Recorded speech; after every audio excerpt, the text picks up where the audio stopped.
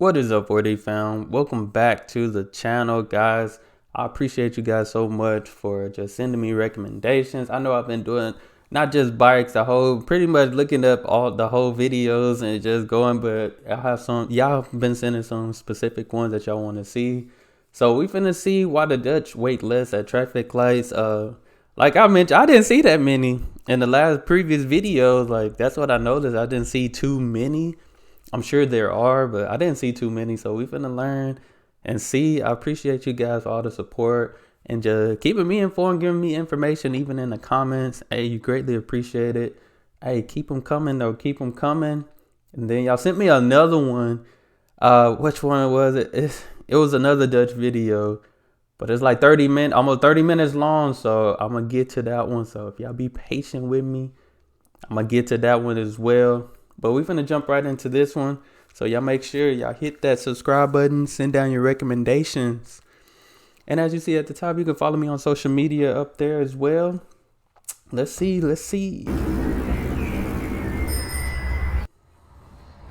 When I'm traveling somewhere, I hate traffic lights, and I go out of my way to find routes that avoid them. But for some reason, I still find them interesting. I even own a real traffic light at home. When studying engineering in Canada, I had an exam question to design a state machine for a traffic light controller. It had to go green, then yellow, then red, and then repeat in the other direction. Easy enough. I would not want to take that exam question in the Netherlands because traffic lights are way more complicated here. There are several times where I've sat around watching traffic lights in the Netherlands with absolute fascination. Does anyone else do that, or is it just us engineers? Traffic lights in the Netherlands have so many interesting combinations, and they change depending on what traffic is detected and from where. It's hard to see them. Most cities in the world have detection circuits at low traffic intersections to detect if there's a stopped car at a red light. But traffic-dependent detectors, which detect approaching traffic and change the signals based on real-time traffic levels, are used at the majority of intersections in Amsterdam. I think that's a good thing because sometimes I'll be wondering if that's how our street lights work, traffic light works as well. But then again, you have those days where it's like you see nobody coming and you still sitting at a red light. Signals based on real-time traffic levels are used at the majority of intersections in Amsterdam. And these kind of signals are much more common in the Netherlands in general than in other countries. The North American traffic engineering profession was created to manage cars, and it shows. The movement of cars is the absolute highest priority over everything else. In the Netherlands, there are two priorities at traffic lights. First is to minimize conflict, to reduce the number of times any road user will cross the path of any other, for safety. The second is to optimize the movement of as many people as possible, not just as many cars. I guess more people riding bikes than driving cars. And that makes the road function much more efficiently. That's crazy. Here's an example from a new intersection I cross every day. As you can see, there's a countdown timer for the bicycle light, which is nice.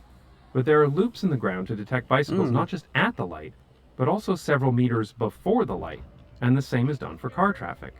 If the controller detects that a I think that's cool. Like, they got a traffic light for cyclists. That's real cool. Like, I've never seen that. Like, I know for sure we don't have that down here. I seen that sign though, that little bicycle sign. I seen that before, so I think we have that. I believe it just depends on where you're at. But I've seen that sign before. But that's cool. That's cool. And the same is done for car traffic.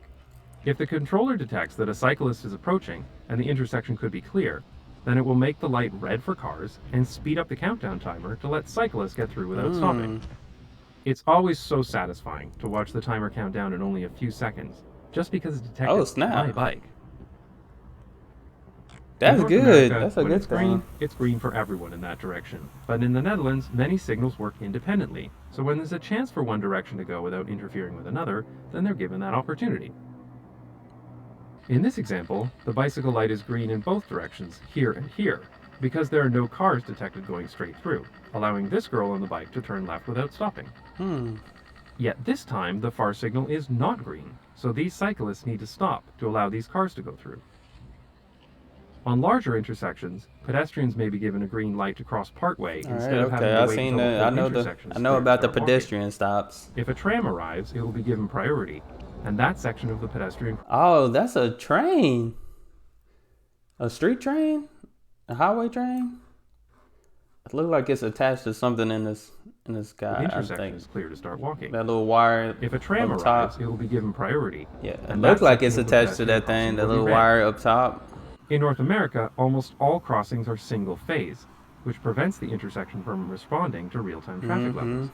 That simplicity is not only inefficient, but if you're walking or cycling, it can also be really scary because you have a long distance to travel and cars can cross your path in multiple places.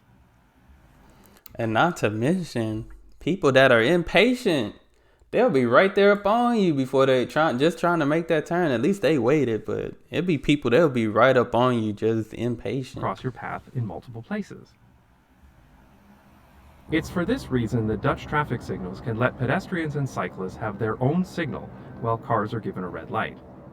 Notice here that cyclists are given a green light to make a left past turn, them. while all car traffic is stopped, making this an extremely safe crossing.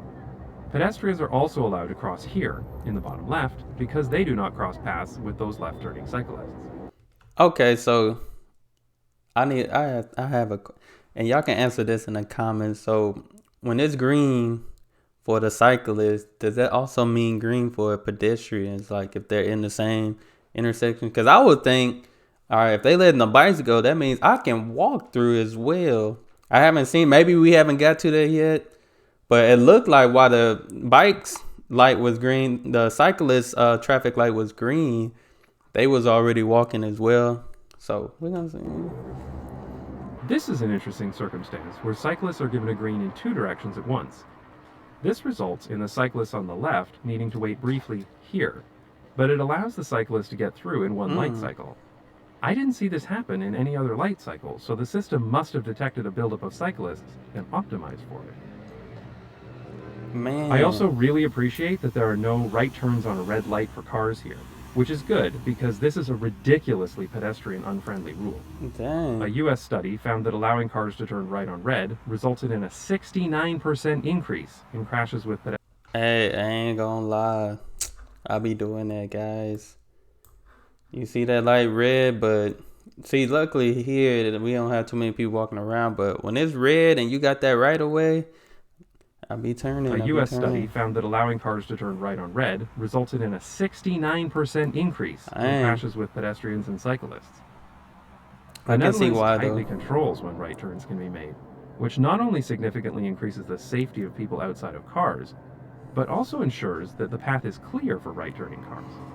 It allows more advanced light combinations as well. Watch how this tram turns left, while these cars in the foreground can turn right, while no pedestrians or cyclists are allowed to cross it their way. With no right turn on red, pedestrians can be given a head start. Notice how these people are halfway through the intersection before the bicycles and cars are allowed to go.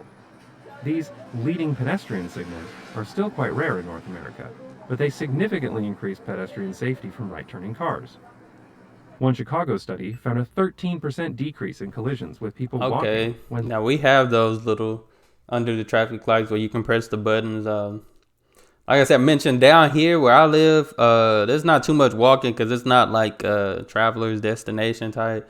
But like in Dallas and Austin, San Antonio, they have those because like downtown is pretty major in those cities, those major cities. So it's a lot of walking going on.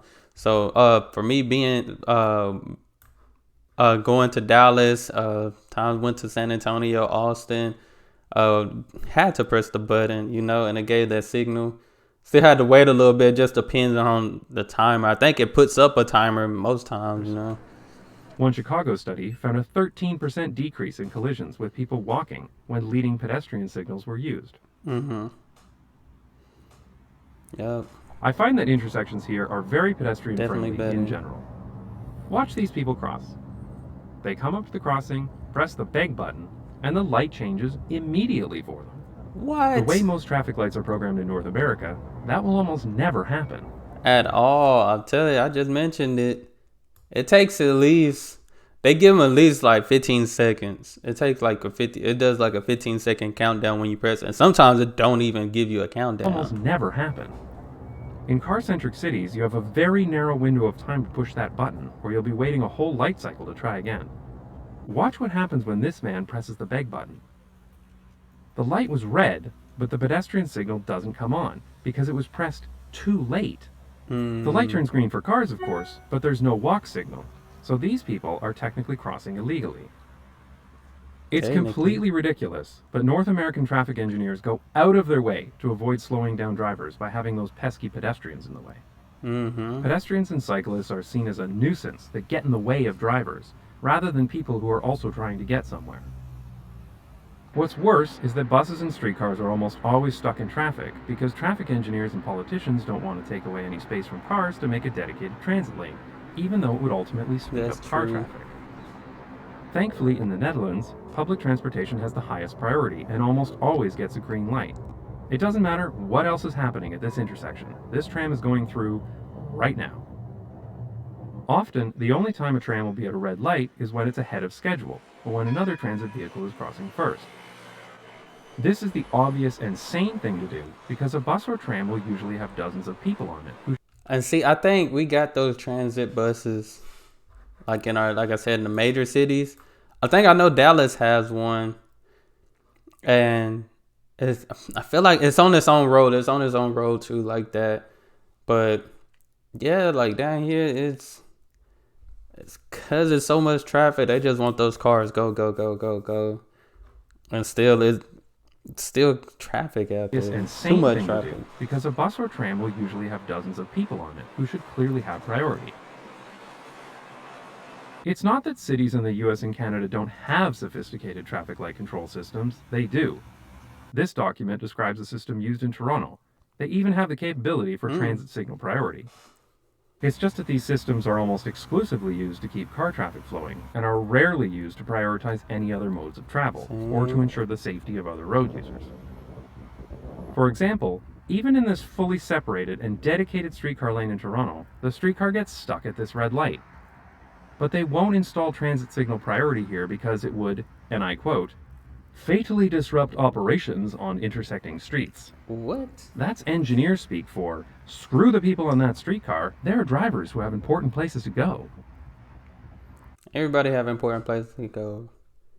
And see, I went to school for engineering. I had to get out of that. My mind was going crazy in engineering. Screw the people on that streetcar, there are drivers who have important places to go.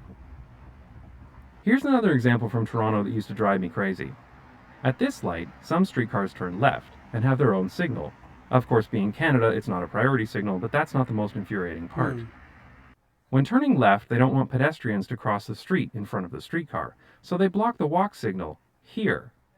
But because these traffic lights are stupid, it also blocks the walk signal here, where there aren't even any tracks, because the two pedestrian signals are linked.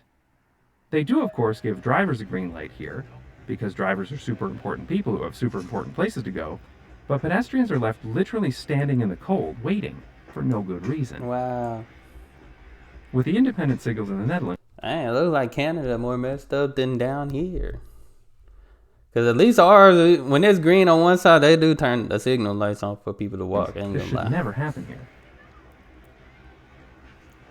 There are so many other interesting traffic light combinations in the Netherlands, such as intersections where cyclists get a green signal in all directions, or even traffic signals. I know I've been watching plenty of videos with cyclists and stuff, but that's just amazing to me to see that many people on bikes. Man, I'm gonna get a bike for Christmas. Prioritize bicycles when it's raining, but I think I'll save those topics for the next time I visit Groningen. I don't know of any intersections in the Netherlands that use a pedestrian scramble like you'll see in cities like London, but I have a feeling that when pedestrian volumes become that high in Dutch cities, the whole area will become pedestrianized instead, which is better for people walking anyway. Of course, alternative to traffic lights such as roundabouts are sometimes used, but that's a topic for another day. And there are even some intersections in Amsterdam where traffic lights have been removed completely. This is possible if car traffic is reduced enough in speed and frequency, and this will definitely be a topic for a future video. So I may hate traffic lights. Oh, no, not you, no, it's okay. It's okay. But the Netherlands proves that it's possible to design more efficient traffic lights that move as many people as possible, not just as many cars as possible, and they can also significantly reduce points of conflict, making the roads safer for everyone. I feel like they should have like detectors or signals down here, at least detectors or signals or a camera or something that can count and see how many cars were there first before the others start approaching, because sometimes we be having like long lines of cars trying to turn at a light that's we sitting there. You sit there for like at least 2 or 3 minutes, then the light is only on for like 10 seconds, so only if there's about 10 cars in line, only about 3 to 5 can go. People as possible, not just as many cars as possible, and they can also significantly reduce points of conflict, making the roads safer for everyone. The technology is there, but the smartest cities are the ones that actually use it. I'd like to take this moment to thank my supporters on Patreon who pay me to stand around at traffic lights for an uncomfortably long period of time. If you'd like to support the channel, visit patreon.com/notjustbikes. I also want to thank Matt from beyondtheautomobile.ca, who is an actual urban designer who knows what he's talking about. Matt helped me keep this video factually correct and provided the clips from Ottawa, Canada. Link to his urban planning blog can be found below. And finally, if you know of any particularly interesting traffic lights in the Netherlands, please let me know in the comments, because I'm always looking for more traffic lights to stare at. Nice. I guess that's it. Alright, that was pretty detailed, good video about traffic lights, cause like I mentioned, it do suck down here, I'm not gonna lie. But I mean, he has a point. It's more designed for cars down here in North America, rather. Up there in Europe, Netherlands, it's designed for more pedestrian walking and cyclists. So I think that is good. But yeah, it can suck though. It can suck unless you're on the highway, but the highway is still gonna bring traffic. You stuck at a light, it still sucks. So yeah, good video though. I like this video. My first time ever seeing a cyclist light. I never knew they had though. Like I always seen a sign, but I never knew they had like actual street lights for them. So that's pretty cool. I appreciate you guys for recommending this. Hey, make sure y'all send some more recommendations down. Let me know what you want to see, because I know I'm going to do a lot of not just bikes, but if y'all have some other videos, in which I got some that a couple of you have sent, definitely going to check it out. I appreciate you guys. And just learning more. But that's all I have for this video. Make sure y'all hit that subscribe button. Send down your recommendations. Follow me on Instagram, Twitter, and you got Snap. Hey, if you like to support the channel, we have a donate option in the link. It is in the description. I appreciate you guys. Y'all be blessed, be the best, and be you. I'm out.